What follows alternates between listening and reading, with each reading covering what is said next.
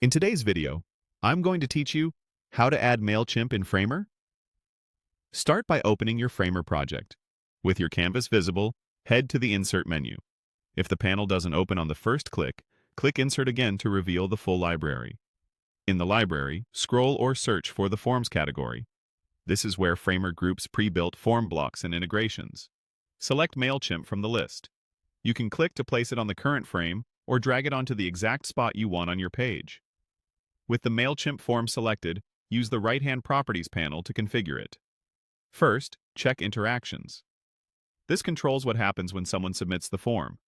If you want to send users to a confirmation or thank you page, choose Open Link and paste your destination URL. If you prefer an in-page confirmation, switch to an overlay response so a success message appears without leaving the page.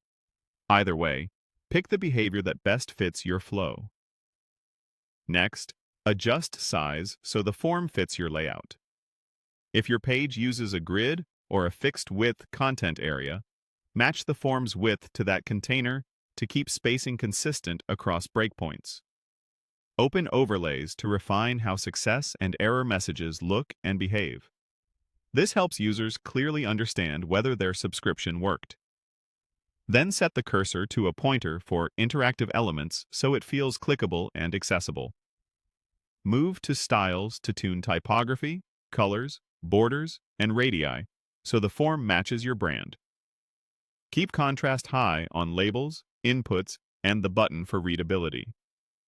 If you want a touch of motion or perspective, visit Transforms, but keep effects subtle so they don't distract from the call to action.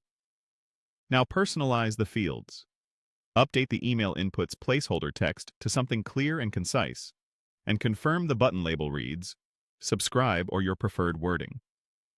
If your layout stacks the input and button, use the gap control to fine-tune the spacing between them for a clean, balanced look. When everything feels right, give the form a quick once-over in the canvas to confirm alignment, spacing, and states. Finally, click Publish in the top right corner. Framer will build and push your changes live so visitors can start subscribing through your Mailchimp connected form.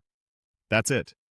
You opened your project, inserted the Mailchimp form, configured interaction behavior, refined size, overlays, cursor, styles, and transforms, personalized the input and button, adjusted spacing, and published.